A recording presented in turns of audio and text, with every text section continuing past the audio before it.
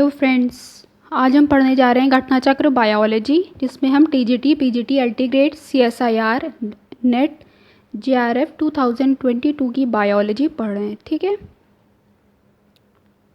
ये घटना चक्र के प्रीवियस ईयर सॉल्व पेपर्स हैं, जिसमें चैप्टर 1 है आपका क्लासिफिकेशन एंड माइक्रोबायोलॉजी, जिसमें हम क्लासिफिकेशन पढ़ चुके हैं। फिर हमने पढ़ा वायरस, फिर पढ़ा बैक्टीरिया, और अब हम पढ़ रहे हैं फंगी। ठीक है, फंगी का ये पहला सेट है, सेट 18। हिंदी में कहते हैं कवक। तो फर्स्ट क्वेश्चन पे चलते हैं हम। बेसिडियोकार्प फलन काय है? ऑप्शन देखते हैं, राइजोपस का, म्यूकर का, एल्ब्यूगो का, एगैरिकस का। इंग्लिश में क्या है? तो basidiocarp is fruiting body of Rhizopus, Mucor, Albugo, Agaricus. तो इसका क्या होगा? ये एगैरिकस की ही फ्रूटिंग बॉडी होती है बेसिडियोकार्प। ठीक है, तो आपको याद रखना है एगैरिकस यानी कि ऑप्शन डी। एगैरिकस यानी कि मशरूम एक खाने योग्य कवक यानी कि फंगी है, जिसके फलस्वरूप फलनकाय खाए जाते हैं।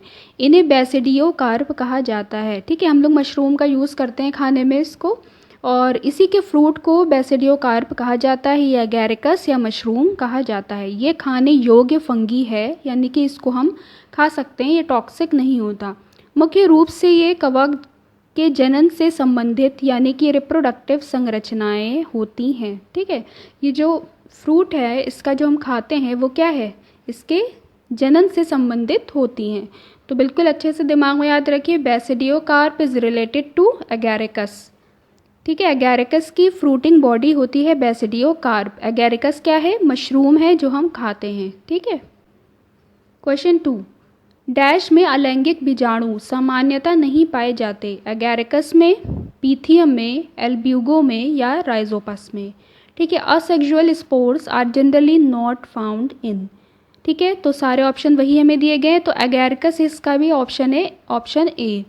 एसेक्सुअल यानी कि अलैंगिक बीजाणु किस में नहीं मिलते? एगैरिकस में नहीं मिलते, ये हमें याद रखना है। ऑप्शन ए यहाँ पर राइट है, एगैरिकस। एगैरिकस एक मृतोपजीवी कवक है। कवक मतलब फंगी है। ठीक है, जो जंगलों की सड़ी गली पत्तियों, लकड़ियों, कूड़े के ढेर, गोबर आदि पर उगता है। एगैरिकस बायोस्पोरस एक सामान्य खाद्य कवक है, यानी कि खाने वाला फंगी है। एगैरिकस की विषैली प्रजाति, इसकी एक विषैली यानी कि टॉक्सिक प्रजाति भी है, जिसको कहते हैं एगैरिकस मस्कैरिया। एगैरिकस में सामान्यतः अलैंगिक बीजाणु नहीं मिलते। इसमें क्या देखा जाता है कि एसेक्सुअल स्पोर्स इसमें नहीं पाए जाते हैं। ठीक है, ये आपको अच्छे से याद रखना। एगैरिकस के बारे में हमने कई बातें सीखी कि इसका जो बेसिडियोस्पोर्स हैं वो इसका फ्रूट है जो हम खाते हैं। एगैरिकस कौन है? जिसको हम ऐसा मशरूम है जो हम खा सकते हैं। ठीक है, ये क्या है? एक मृतोपजीवी कवक है। ठीक है, सड़ी गली चीज़ों पे ये उगता है, लेकिन ये एगैरिकस बायोस्पोरस एक सामान्य खाने वाला कवक है, लेकिन एगैरिकस की विषैली प्रजाति भी है, यानी कि टॉक्सिक भी इसकी स्पीशीज़ रहती है। उसका क्या नाम है? एगैरिकस मस्कैरिया। यानी कि एगैरिकस बायोस्पोरस तो ठीक है हम खा सकते हैं, लेकिन एगैरिकस मस्कैरिया एक टॉक्सिक प्रजाति है। और सबसे इंपॉर्टेंट चीज़ हमने पढ़ी कि इसमें एसेक्सुअल स्पोर यानी कि अलैंगिक बीजाणु नहीं पाए जाते हैं। ठीक है, नेक्स्ट क्वेश्चन 3। क्रूसीफर्स में श्वेत रस्ट उत्पन्न होता है। ऑप्शन दिया गया पीथियम द्वारा, अस्टिलैगो द्वारा, पक्सीनिया द्वारा और एल्ब्यूगो द्वारा। यानी कि white rust of crucifers is caused by. सारे ऑप्शन वही दिए गए, इसमें आपका कौन है? एल्ब्यूगो है। ठीक है, वाइट रस्ट जो डिसीज़ है क्रूसीफर्स में देखी जाती है, तो वो किससे होती है? एल्ब्यूगो से होती है। डिटेल में इसको पढ़ते हैं। क्रूसीफर्स में श्वेत रस्ट यानी कि white rust of crucifers Albugo candid, ठीक है, एल्ब्यूगो कैंडिडा द्वारा उत्पन्न होता है। ठीक है, बहुत अच्छे से हमें याद रखना है कि एल्ब्यूगो कैंडिडा के थ्रू किस में हो रहा है? क्रूसीफर्स में वाइट रस्ट डिसीज़ देखने को मिल रही है। ये वास्तविक रस्ट नहीं होता। ठीक है, ये रियल जो है रस्ट नहीं होता। Black rust of crucifers Puccinia graminis द्वारा उत्पन्न होता है। वास्तविक रस्ट पक्सीनिया द्वारा उत्पन्न होता है। ठीक है, इसमें हमें कई बात पता चली। एक तो कि क्रूसीफर्स में क्या होता है? आपका वाइट रस्ट भी होता है और ब्लैक रस्ट भी होता है। ठीक है, अब बात करते हैं क्रूसीफर में जो वाइट रस्ट हो रहा है वो किसके थ्रू हो रहा है, एल्ब्यूगो के थ्रू हो रहा है। ठीक है, लेकिन ये भी साथ में पता चल रहा है कि वाइट रस्ट एक रियल रस्ट नहीं है। ठीक है, रियल रस्ट क्या है आपका, ब्लैक रस्ट। ठीक है, ब्लैक रस्ट ऑफ क्रूसीफर्स जो कि किसके थ्रू हो रहा है, पक्सीनिया ग्रैमिनीज द्वारा उत्पन्न हो रहा है। ठीक है, वास्तविक रस्ट पक्सीनिया द्वारा उत्पन्न होता है। इसमें हमने काफ़ी बात पता चली। ठीक है, ये याद रखिएगा।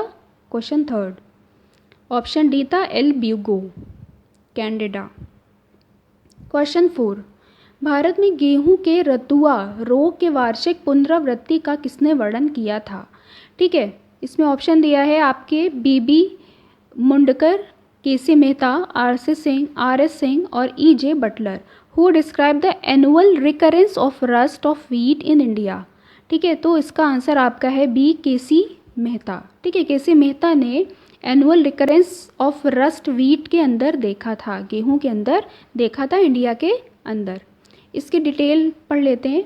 प्रोफेसर केसी मेहता भारत के प्रख्यात वैज्ञानिकों में से एक हैं। उन्होंने प्लांट पैथोलॉजी के क्षेत्र में योगदान हेतु जाना कि पादप रोग विज्ञान जीव विज्ञान की एक शाखा है जो पादपों में रोगजनकों के कारणों का होने का से संबंधित होती है।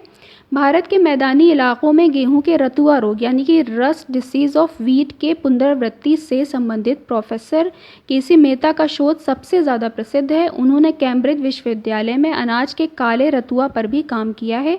इनके शोधों से ये निष्कर्ष निकला कि भारत के मैदानी इलाकों में काला यानी कि रतुआ ब्लैक रस्ट पक्सीनिया ग्रैमिनिस ट्रिटिकी उत्तर में हिमालय एवं दक्षिण में नीलगिरी और पलानी पहाड़ियों से फैलता है।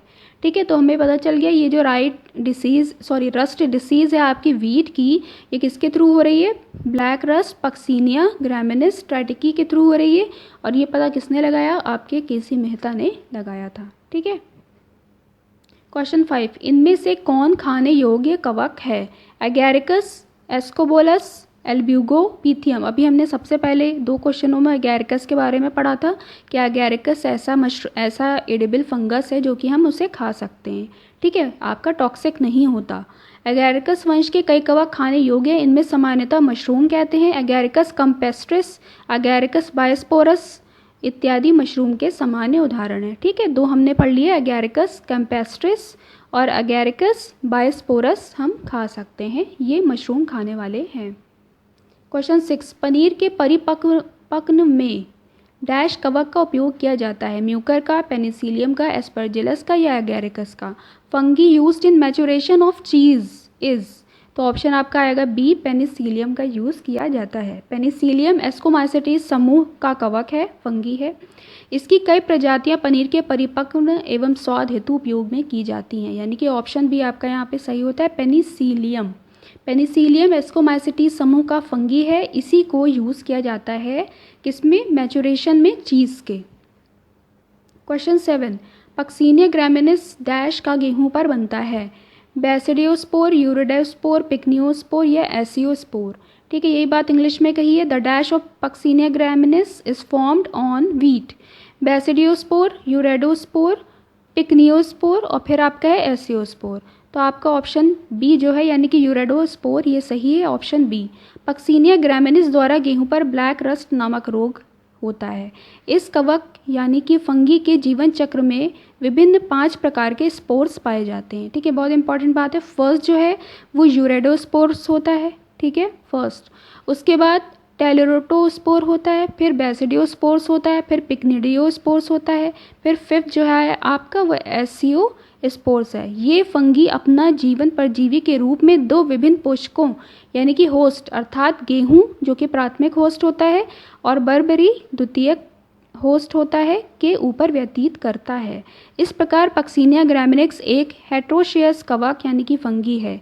यूरोडोस्पोर्स एवं टेलेटोस्पोर्स गेहूं के पौधे पर बनते हैं, जबकि पिक्नियोस्पोर्स एवं एसियोस्पोर्स बर्बरी की पत्ती पर बनते हैं। ठीक है, बहुत अच्छी बात है कि एक तो ये पक्सीनिया ग्रैमिनिक्स हमारा क्या है, गेहूं पे ब्लैक रस्ट इसी के थ्रू होता है। ठीक है, सबसे पहली बात। उसके बाद इसमें जो स्पोर्स होते हैं वो 5 तरह के होते हैं, ये जो है ये दो पुष्पों यानी कि दो होस्ट पर अपनी इसकी पूरी लाइफ साइकिल चलती है। पहला इसका वीट होता है, दूसरा इसका बरबरी की लीफ पत्तियाँ होती हैं।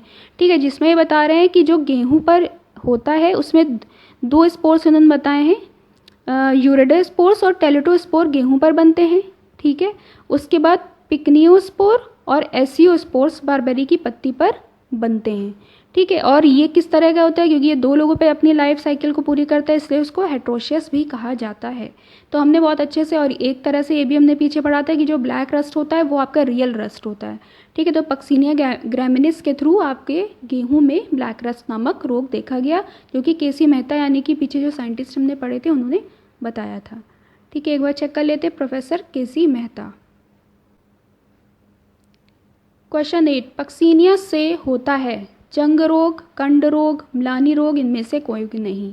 ठीक है, तो पक्सिनिया कॉजेज रस्ट डिसीज, ठीक है, स्मट डिसीज, विल्ट या नन ऑफ दीज। तो ऑप्शन ए आपका यानी कि रस्ट डिसीज राइट है। पक्सिनिया वंश के कवकों में वास्तविक जंग रोग रस्ट डिसीज उत्पन्न होती है।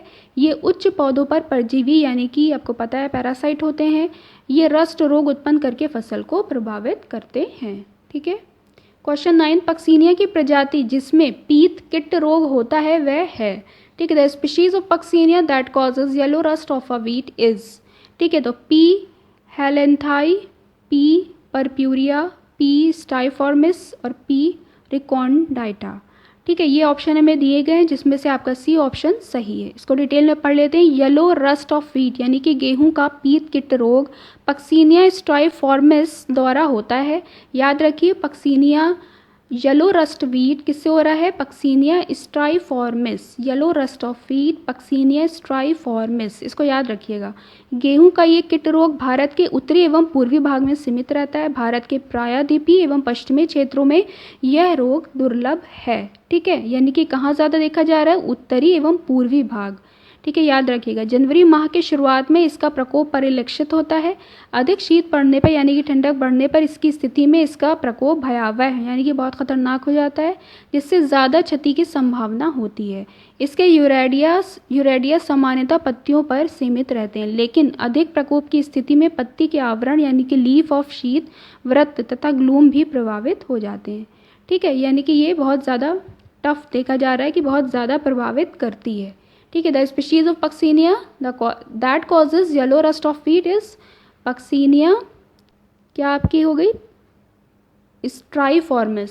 ठीक है, थर्ड सी आपका आएगा। क्वेश्चन 10, पक्सिनिया की कौन सी अवस्था वैकल्पिक परपोषी पर पाई जाती है। यूरेडियो, इससे इंग्लिश में पढ़ लेते हैं। Which stage of Puccinia is found on its alternative host, urediospore, teleutospore, basidiospore या पिकनिडियो स्पोर। ठीक है, तो ऑप्शन डी आपका यहाँ पर राइट है। इन्होंने कहा है कि पक्सिनिया की कौन सी अवस्था वैकल्पिक परपोषी पर पाई जाती है। ठीक है, तो पक्सिनिया बेसिडियोमाइसिटीज वर्ग का एक फंगी है। पिकनिडियोस्पोर अवस्था वैकल्पिक परपोषी अर्थात बर्बेरी वुल्गेरिस की पत्तियों पर पाई जाती है। ठीक है, तो मैं यहाँ पर ऑप्शन डी मिल गया और यहाँ पर आपके कवक यानी कि फंगी के 10 क्वेश्चन कंप्लीट हो गए। नेक्स्ट सेट में नेक्स्ट 10 क्वेश्चन के साथ मिलते हैं। Thank you so much.